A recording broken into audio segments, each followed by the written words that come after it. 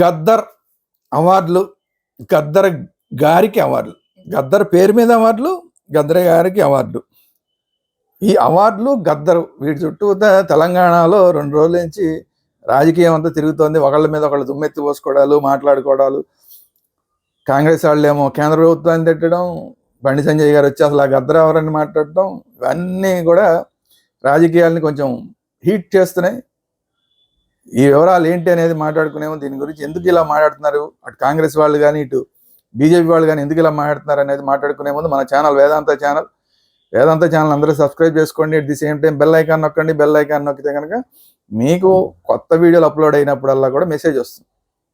వేదాంత ఛానల్లో ఇలాంటి పొలిటికల్ వీడియోలు మాత్రమే కాకుండా క్రికెట్ రివ్యూలు, అలాగే సినిమా రివ్యూలు, అలాగే ఆధ్యాత్మిక భక్తి సంబంధమైన అంశాలు, మోటివేషనల్ వీడియోస్, షేర్ మార్కెట్ వీడియోలు, ఇలా అనేక రకాల వీడియోలు వస్తుంటాయి. కాబట్టి వేదాంత ఛానల్ సబ్స్క్రైబ్ చేసుకోండి. At the same time bell icon నొక్కండి. లేదు మాకు అన్నీ వద్దయా, ఓన్లీ పొలిటికల్ రివ్యూలు మాత్రమే కావాలనుకుంటే పొలిటికల్ వేదాంత ఛానల్ ఉంది. పొలిటికల్ వేదాంత ఛానల్ సబ్స్క్రైబ్ చేసుకోండి. అట్ ది సేమ్ టైం దానికి కూడా బెల్ ఐకాన్ నొక్కండి. Thank you very much. అసలు వీడియోలోకి వస్తే, పద్మ అవార్డులు ప్రకటించారు. పద్మ అవార్డులు ప్రకటించిన తర్వాత అందులో ఏం జరిగింది అంటే, అసలు రేవంత్ రెడ్డి గారు అసలు మేము పంపించిన లిస్టును అసలు పట్టించుకోలేదు, తెలంగాణకు అన్యాయం జరిగింది పద్మ అవార్డుల విషయంలో అని మాట్లాడారు. దేని గురించి మాట్లాడారా అందరూ అనుకుంటున్న టైంలో మిగతా వాళ్ళు బయటకు వచ్చి గద్దర్ గారికి పద్మశ్రీనో పద్మ అవార్డు ఏదో ఒకటి ఇవ్వాలని చెప్పి రికమెండ్ చేసింది. ఆ లిస్టులో గద్దర్ గారి పేరు ఉంది.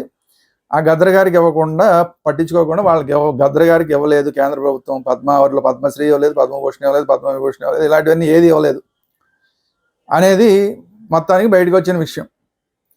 ఈ విషయాన్ని తీసుకొచ్చి నేను బండి సంజయ్ గారు, ఇది మొత్తం కాంగ్రెస్ వాళ్ళందరూ మాట్లాడుతున్నారు, తెలంగాణకి అన్యాయం చేశారు. ఈ విషయాన్ని తీసుకొచ్చి మన బండి సంజయ్ గారి దగ్గర ఎవరో మాట్లాడారు, ఈ విలేకరులు. ఏమంటే ఇలా అంటున్నారు ఏంటని. దాంతో ఆయన స్టైల్ ఉంటుంది కదా, ఆయన స్టైల్లో అసలు ఎందుకు ఇస్తాం, గద్దర్ గారికి ఎందుకు ఇస్తాం అవార్డు, పద్మశ్రీ పద్మ అవార్డులు ఆయనకి ఎందుకు ఇస్తాం, ఆయన ఒక కమ్యూనిస్టు, మావోయిస్టు సానుభూతిపరుడు, మా బీజేపీ వాళ్ళని అనేక మందిని చంపేయడానికి కుట్ర చేసిన వాళ్ళు ఆయన ఉన్నాడు, అలాంటి వాడికి ఎందుకు ఇస్తాం మేము, బరాబర్ ఇవ్వం అని చెప్పి ఆయన మాట్లాడాడు. అది ఎప్పుడైతే మాట్లాడాడో ఇక అస్సలు రాజకీయం మామూలుగా వేడెక్కల. ఇక కాంగ్రెస్ వాళ్ళ వైపు నుంచి స్టార్ట్ అయిపోయింది.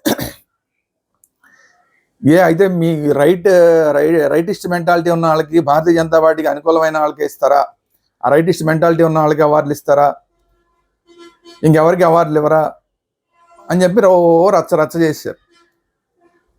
ఆయన ఏమన్నా మావోయిస్ట్ అని ఎక్కడుంది, ఆయన మావోయిస్ట్ సానుభూతి పరుడు అవడం వేరు, మావోయిస్ట్ అవడం వేరు అని చెప్పి ఇక ఏదో ఘోరం జరిగిపోయింది. గద్దర్ గారి మీద అంత మాట మాట్లాడేస్తాడా బండి సంజయ్ గారు అని చెప్పి ఆవేశపడిపోయారు మొత్తం కాంగ్రెస్ వాళ్ళు. అందుకే ఈయన ఎందుకు మాట్లాడాడంటే మళ్ళీ దానికి కూడా బండి సంజయ్ గారు ఇలా ఎందుకు మాట్లాడాడు అనే దానికి కూడా వాళ్ళే సమాధానం చెప్పారు. ఇప్పుడు అసలు ఈటెల రాజేంద్ర గారిని పార్టీ ప్రెసిడెంట్ చేద్దాం అనుకుంటున్నారు తెలంగాణలో, లేదంటే ఎవరో ఒక కొత్త నాయకుడిని పార్టీ ప్రెసిడెంట్ చేద్దాం అనుకుంటున్నారు. కొత్త పార్టీ ప్రెసిడెంట్ వస్తే కనుక ఈయన హవా తగ్గిపోతుంది, ఈయన ఛామ్ తగ్గిపోతుంది అన్న ఉద్దేశంతో ఈయన ఇప్పుడు ఇలా మాట్లాడుతున్నాడు. మాట్లాడి ఆయన యొక్క తెలంగాణలో బీజేపీలో ఆయన హవా నడిపించుకోవడం కోసం ఇలాంటి మళ్ళీ ఈ హిందుత్వ ఎజెండాని పట్టుకుని ముందుకు వచ్చి మాట్లాడుతున్నాడని చెప్పి కాంగ్రెస్ వాళ్ళే చెప్తున్నారు. ఈ మాట నిజంగా కూడా కొంతవరకు అది అయ్యి ఉండొచ్చు. ఎందుకంటే ఆయన మొదటి నుంచి అలా మాట్లాడే మనిషే, హిందుత్వ ఎజెండాతోనే మాట్లాడతాడు ఆయన, బీజేపీకి అనుకూలంగానే మాట్లాడతాడు. సో రెండు కూడా అదే చేశాడు ఆయన. మావోయిస్టులు, హిందుత్వం కూడా మాట్లాడలేదు ఆయన, మావోయిజం గురించి మావోయిస్టులకి ఎలాగ ఇస్తారండి పద్మ అవార్డులు అని చెప్పి. కాదే కాంగ్రెస్ వాళ్ళు మాట్లాడేది అంటే అసలు ఇదే గద్దర్ గారిని కేంద్రంలో తీసుకెళ్ళి అందరికీ పరిచయం చేసిందే ఈ బండి సంజయ్ గారు అని చెప్పి మళ్ళీ వాళ్ళు చెప్తున్నారు. అప్పుడు కావలించుకున్నావు నువ్వు, అప్పుడు కావలించుకున్నప్పుడు మాత్రం మావోయిస్టు సానుభూతి పడని గుర్తు రాలేదా, ఇప్పుడు పద్మ అవార్డులు ఇవ్వాల్సి వచ్చేసరికి మావోయిస్ట్ సానుభూతి పరుడు అంటావా అని చెప్పి దుమ్మెత్తిపోస్తున్నారు. సరే ఇది అవుతుంటే పోనీ సరే ఏదోలా అయిపోయిందని బండి సంజయ్ గారు ఊరుకోకుండా మళ్ళీ సాయంత్రానికి ఏమన్నాడు, మార్నింగ్ ఏమో ఈ మాట చెప్పాడు, బర్రాబర్ ఇవ్వం, మావోయిస్ట్ సానుభూతి పరుడు కాబట్టి గద్దరికి ఇవ్వం అని చెప్పాడు. సరే రచ్చ అయింది సాయంత్రం దాకా. అయినా సరే రాత్రికి మళ్ళీ ఏమన్నాడు, అసలు ఈ గద్దర్ పేరు మీద ఇచ్చే అవార్డులు మా వాళ్ళు ఎవరు తీసుకోరన్నాడు. ఆ గద్దర్ దాంతో ఇంకా ఫ్లేర్ అప్ అయిపోయింది మొత్తం ఇష్యూ అంతా, మరి ఇంకా ఫ్లేర్ అప్ అయిపోయింది. అసలు బండి సంజయ్ గారు మాట్లాడి రెండో మాట కదా అర్థం ఏంటి?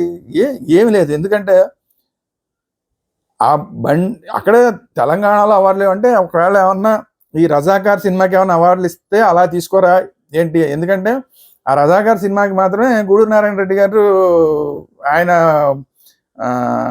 ప్రొడ్యూసర్గా ఉన్నాడు, ఆయన బీజేపీ నాయకుడు. సో ఆ సినిమాకి ఏమైనా ఇస్తే ఆయన ఏమైనా అవార్డు తీసుకోవడని అన్నాడా? లేదంటే ఎందుకంటే సినిమాలకి బండి సంజయ్ గారికి సంబంధం లేదు, సినిమాలకి బీజేపీ పార్టీకి సంబంధం లేదు కదా. సో అట్లాంటప్పుడు సినిమాలకు సంబంధించిన అవార్డుల గురించి బండి సంజయ్ గారు ఎందుకు మాట్లాడడం? అసలు అతని పేరు మీద, గద్దర్ పేరు మీద అవార్డులు ఇస్తే ఎవరో తీసుకోరని మాట్లాడడం. అసలు ఈయన ఉద్దేశం అసలు భారతీయ జనతా పార్టీకి సంబంధించిన వాళ్ళే తీసుకోరని, అసలు ఎవరు తీసుకోరనే.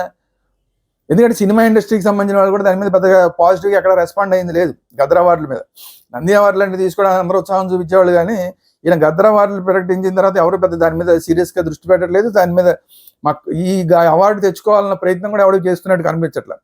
అసలు రేపు నిజంగా ఇప్పుడు గవర్నమెంట్ ఆ ప్రయత్నాల్లో ఉంది, రేపు ఉగాదికి ఇవ్వాలి అనే ప్రయత్నాల్లో ఉంది.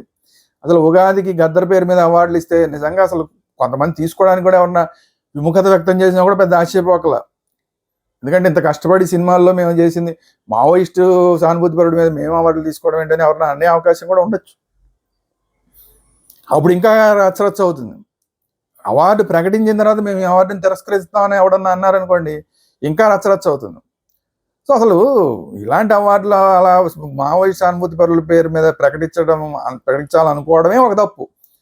ఎందుకంటే కళారంగానికి సంబంధించిన దాన్ని ఆయన, సరే ఓకే ఆయన కూడా కళాకారుడే, దాంట్లో డౌట్ ఏం అక్కర్లేదు.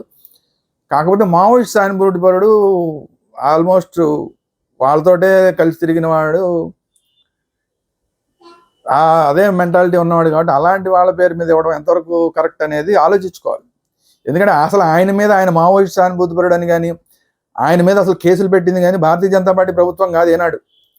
కాంగ్రెస్ ప్రభుత్వాలే ఆయన్ని నక్సలైట్ సానుభూతిపరుడు అని ప్రకటించాయి. కాంగ్రెస్ ప్రభుత్వాలే ఆయన మీద కేసులన్నీ పెట్టాయి. కాంగ్రెస్ ప్రభుత్వాలు ఉన్నప్పుడు అనుకుంటా 90% ఆయన మీద కాల్పులు కూడా జరిగినాయి. ఆయన పోయేదాకా కూడా ఆయన వెన్నులో ఒక బుల్లెట్ ఉండిపోయింది.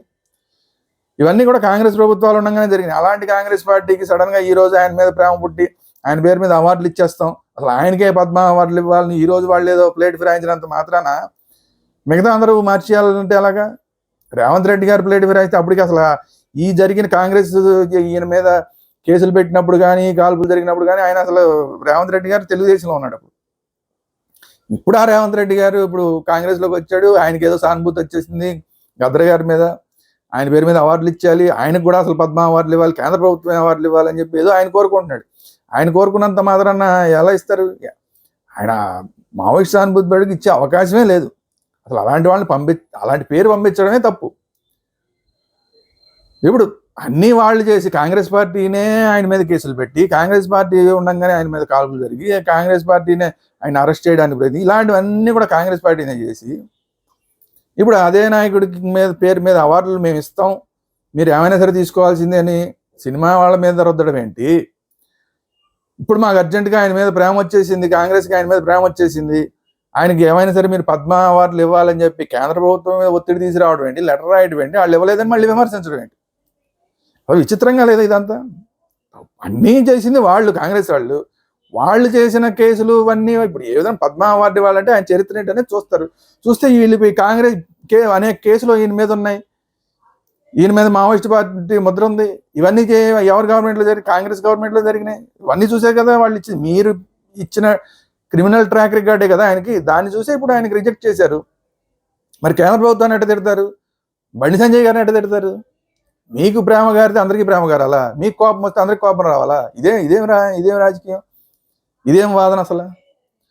కాబట్టి బండి సంజయ్ గారు ఈరోజు మాట్లాడాడు అనేది కాదు, ఇలాంటి వాళ్ళ మీద, ఇలాంటి వాళ్ళకి అసలు అవార్డులు ఇవ్వాలని కోరుకోవడం కానీ, ఇలాంటి వాళ్ళ పేరు మీద అవార్డులు ఇవ్వాలని కోరుకోవడం కానీ, బలవంతం చేయడం కానీ, ఈ రెండు కూడా కాంగ్రెస్ పార్టీ రేవంత్ రెడ్డి గారు చేస్తున్న తప్పు. దానికి వేరే వాళ్ళని, బండి సంజయ్ గారినో, కేంద్ర ప్రభుత్వాన్నో, లేదంటే రేపు పొద్దున సినిమా వాళ్ళని నిందిస్తే ఉపయోగం లేదు. ఒక హోదా, ఉందాతనం ఉండేలాగా ఉండాలి.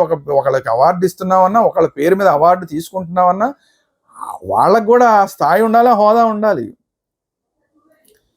కళాకారుడుగా గొప్పవాడే గద్దర్ గారు, కానీ మావోయిస్ట్ సానుభూతిపరుడు ఎప్పటికీ మావోయిస్ట్ సానుభూతిపరుడే. అది కాదనలేం, ఆయన గొప్ప కళాకారుడు అంటాం కాదనలేం. అట్ సేమ్ టైం ఆయన మావోయిస్టు సానుభూతి పరుడు కాదు అని కొట్టేయలేం. సో ఇలాంటి కాంట్రడిక్షన్ ఉన్న వాళ్ళ పేరు మీద ఇలాంటి అవార్డులు ఇవ్వాలన్నా తీసుకోవాలన్నా కూడా ఎప్పుడు కూడా వివాదాలు ఉంటాయి. అలాంటి వివాదాస్పదమైన నిర్ణయాలు తీసుకున్న కాంగ్రెస్ పార్టీ దానికి 1-2 సార్లు ఆలోచించుకోవాలి తప్ప ఎదుటి వాళ్ళ మీద నిందలేయడానికి ప్రయత్నం చేయడం కరెక్ట్ కాదు. ఇప్పటికైనా మరి కాంగ్రెస్ పార్టీ ఆలోచించుకుంటుందా ఆలోచించుకోదా ఇక వాళ్ళ ఇష్టం. సో ఇది ఈరోజు వీడియో. ఈ వీడియో కనుక మీకు నచ్చినట్లయితే లైక్ చేయండి, మీ అభిప్రాయాలు ఏంటంటే కామెంట్ రూపంలో తెలియజేయండి. అట్ ది సేమ్ టైం ఈ వీడియోని అందరికీ షేర్ చేయండి. మన channels Vedanta channel, political Vedanta channel 2 subscribe చేసుకోండి. At the same time bell icon నొక్కండి. Thank you very much.